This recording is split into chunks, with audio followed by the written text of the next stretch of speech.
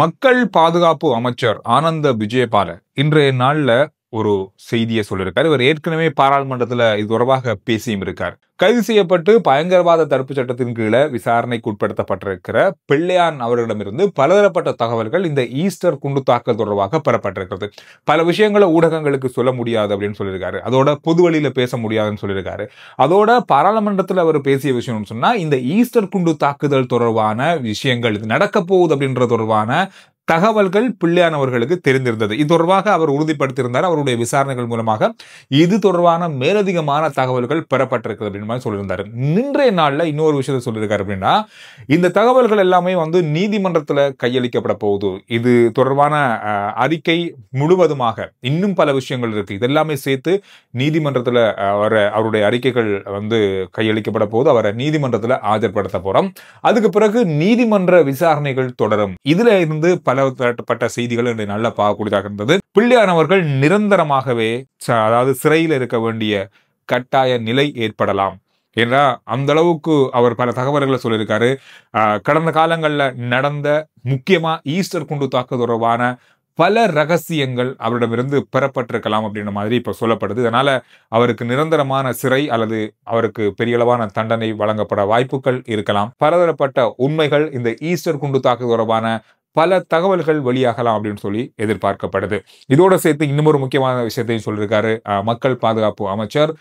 நாங்க 2 நாளைக்கு முதல்ல சொல்லியிருந்த ஒரு விஷயம், அதாவது பாதாள உலகத்தைச் சேர்ந்த பல முக்கிய தலைவர்கள் தாய்லாந்து, மலேசியா ஆகிய நாடுகள்ல தஞ்சம் அடைஞ்சிருக்காங்க, அங்க ஒளிஞ்சிருக்காங்க அப்படின்னு சொல்லி இங்கிருந்து ஒரு சிஐடி குழு அங்கு சென்றிருப்பதாகவும், அங்கு சென்று இன்டர்போல் மூலமான விசாரணைகள் மூலமா அவர்களை நேரடியாக கைது செய்து நாட்டுக்கு அழைத்து வருவதற்கான நடவடிக்கைகளை இப்ப அரசாங்கம் செய்து கொண்டிருக்கு. எனவே அது தொடர்பான ஒரு குழு அங்கு அனுப்பப்பட்டிருக்கணும் சொல்லியிருக்கு. இதோட இன்னும் ஒரு முக்கியமான செய்தி இது, அதாவது அரச புலனாய்வு சேவையினுடைய முன்னாள் பணிப்பாளர் சிரேஷ்ட போலீஸ் அதிபர் நிலந்த ஜெயவர்தனவை போலீஸ் சேவையிலிருந்து நீக்குவதற்கு, அந்த பதவியிலிருந்து அல்லது சேவையிலிருந்து நீக்கிறதுக்கு போலீஸ் ஆணைக்குழு தீர்மானித்திருக்கிறது. இதுக்கு காரணம்னு சொன்னா 2019ஆம் ஆண்டு இந்த ஈஸ்டர் குண்டு தாக்குதல் நடக்க போகுது அப்படின்ற பல ரகசிய புலனாய்வு தகவல்கள் வந்த போதும், இவர் அந்த பணியில இருந்த போதும் அவர் அதை பொருட்படுத்தாமல், அதுக்கு ஏற்ற வகையில நடவடிக்கை எடுக்காம, அதை கருத்துல கொள்ளாம இருந்து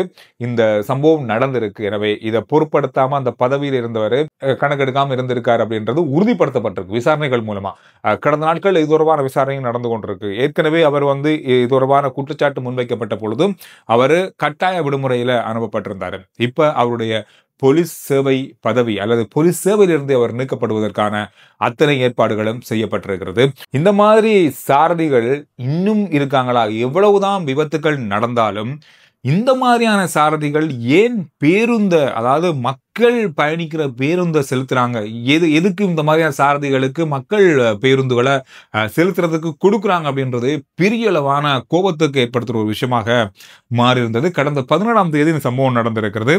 வரக்காவ ரயில்வே கடவை, இது கினியத்தன லட்சபானவுக்கு இடையிலான பேருந்து போற பாதை. இந்த பாதையில பாருங்க எப்படி இருக்குன்னு சொல்லி, இந்த ரயில் வாரத்துக்கான கடவை, அதாவது ரயில் வரப்போகுதுன்ற அந்த பேரியரே போட்டாச்சு, நிறைய வாகனங்கள் நிக்குது. இந்த பஸ் வலது பக்கமா ஓவர்டேக் பண்ணி அந்த மூடப்பட்டிருந்த ரயில்வே கடவையை தாண்டி போகுது பாருங்க. போய் ஒரு 30 செகண்ட் ஆகல பேருந்து, அதாவது ரயில் வருது. இது கண்டிக்கு போற ரயில், ரயில் வருது. இந்த ரயில் வருது அப்படின்னு தெரிஞ்சு, கடவை மூடலைனாலும் பரவாயில்ல, கடவை மூடி இருக்கு, அவ்வளவு வாகனங்களும் காத்திருக்கு, இவ்வளவு பேர் மக்கள் இந்த பேருந்துக்குள்ள இருக்கிறாங்க. இதெல்லாம் தாண்டி இந்த பேருந்து போயிருக்கு. சிசிடிவியில பதிவாகிருக்கு. இது தொடர்பாக அங்க இருந்த மக்கள் போலீஸ்ல முறைப்பாடு செஞ்சு இந்த சாரதியை கைது செஞ்சிருக்காங்க. சாரதி பிணையில விடுதலை ஆகியிருக்காரு. இருந்தாலும் நாவலப்பிட்டிய நீதிமன்றம் இவருக்கு எதிரான சட்ட நடவடிக்கை எடுக்கிறதுக்கு தயாராகி வருவதாக சொல்லப்பட்டிருக்கு. பலருடைய கோரிக்கை, இவர் இனிமேல் பேருந்து ஓட்டக்கூடாது, இவருடைய பேருந்து அல்லது டிரைவிங் லைசனே பறிக்கப்படணும். இந்த மாதிரியான பல விஷயங்கள் சொல்லப்படுது. இந்த மாதிரியான சாரதிகளுக்கு கடந்த நாட்கள்ல பெரிய அளவான தண்டனைகள் நீதிமன்றத்தால் வழங்கப்பட்டிருக்கு. அதே மாதிரி ஒரு தண்டனை இவருக்கு வழங்கப்படணும் அப்படின்றது பலருடைய எதிர்பார்ப்பா இருக்கு. இது ஒரு முக்கியமான செய்தி. அரச ஊழியர்கள் இருக்காங்க. இந்த அரச ஊழியர்களுடைய சொத்து விவரங்கள் கேட்கப்பட்டிருக்கு. அதுக்கான ஒரு விண்ணப்ப படிவம் கொடுக்கப்பட்டிருக்கு எல்லா அரசு ஊழியர்களுக்கும். இதுல ஒரு விஷயம் சொல்லப்பட்டிருக்கு. ஒரு சிங்கள பத்திரிகையில நான் அந்த செய்தியை பார்த்தேன். அதாவது சொத்து விவரங்களை கையளிக்கும் போது உங்களுக்கு வழங்கப்பட்ட கல்யாண மோதிரம் இருக்குல்ல, அந்த மோதிரத்தினுடைய பெறுமதியும் வழங்கப்படணும்.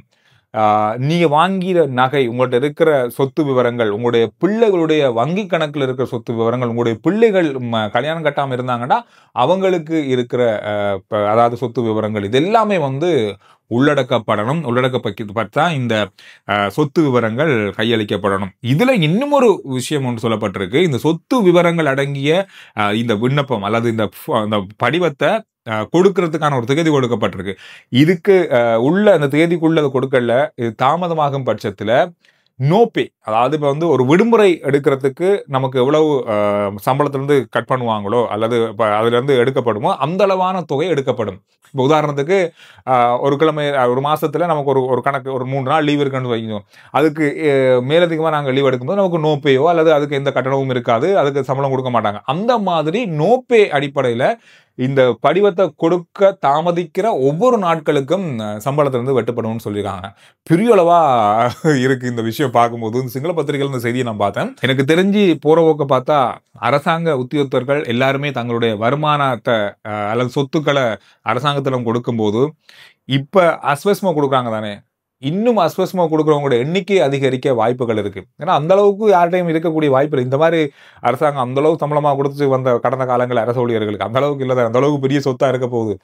அப்படி இருக்கப்பா இந்த இப்ப ஒரு 10 லட்சம் பேருக்கு அஸ்வஸ்மா கொடுக்காங்கன்னா இந்த சொத்து விவரங்கள் எடுத்த பிறகு அரசாங்கமே யோசிக்கும், அட கடவுளை எல்லாருக்குமே அஸ்வஸ்மா கொடுக்க நிலையெல்லாம் இருக்காங்க அப்படின்னு மாதிரி வரப்போகுது. அந்த மாதிரி நிலை வர்றதுக்கான வாய்ப்புகள் இருக்குன்னு நான் நினைக்கிறேன். நீங்க என்ன நினைக்கிறீங்கன்றத கருத்துக்கள்ல சொல்லுங்க. முன்னாள் ஜனாதிபதி மைத்ரிபால சிறிசேன அவர்களை ஊடகவியலாளர்கள் தற்செயலா அல்லது ஒரு நிகழ்வுல வச்சு சந்தித்திருக்காங்க. பெருசா அவர் ஊடகவியலாளர்களிடம் பேசுறதுக்கு இப்ப விரும்புறது இல்லை. இவங்க ஊடகவியலாளர்கள் எங்க இருக்காங்களோ அங்க போகாம அது ஒளிஞ்சு போகக்கூடிய சந்தர்ப்பங்களை கடந்த நாட்கள்ல பார்த்தோம். இந்த சந்தர்ப்பத்தும் அப்படித்தான் நடந்திருந்தது. அதாவது எங்க இருந்து வந்தீங்களா, எங்க இருந்து வந்து அங்க வாங்கலாம் அப்படின்ற மாதிரி தான் கேள்வி கேட்டாரு. ஆனால் அவர் கேட்ட கேள்விக்கு சிலதுக்கான பதில சொல்லியிருந்தார். இந்த அரசாங்கம் பத்தி நீங்க என்ன நினைக்கிறீங்க அப்படின்றதுக்கான கேள்வியில நீங்க அதை மக்கள் தான் கேட்கணும் அப்படின்ற மாதிரி ஒரு பதில சொல்லியிருந்தார். அது மட்டும் இல்லாம இந்த அரசாங்கம் வந்து சரியான முறையில நடக்குதா அப்படின்ற ஒரு விஷயத்த கேட்டிருந்த போது அதுக்கு சொன்ன பதில்,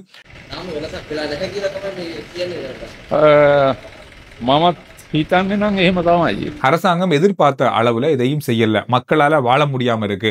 சாதாரணமான மக்களால எப்படி வாழ முடியுது? அவ்வளவு விலையேற்றம், உணவுப் பொருட்களுக்கான விலையேற்றம், இந்த மாதிரி பல எரிபொருள் விலையேற்றம் என்று ஏராளமான பெரிய அளவான விலைகள் இருக்கு. இதனால சாதாரணமான மக்களால வாழ முடியாம இருக்கு அப்படின்றத சொல்லியிருந்தாரு. எனவே இந்த விஷயம் வந்து பரவலா எல்லா செய்தி தளங்களையும் நிரப்பியிருந்தது.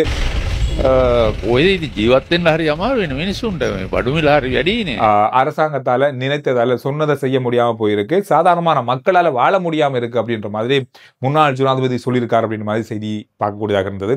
இந்த மாதிரி ஒரு விஷயம் இன்றைய நாளில் பார்த்தோம். RJ Chandru report YouTube channel, Facebook page, WhatsApp channel, WhatsApp சேனலோட லிங்க் டிஸ்கிரிப்ஷன்லையும் முதல் கமெண்ட்ஸ்லையும் இருக்கு.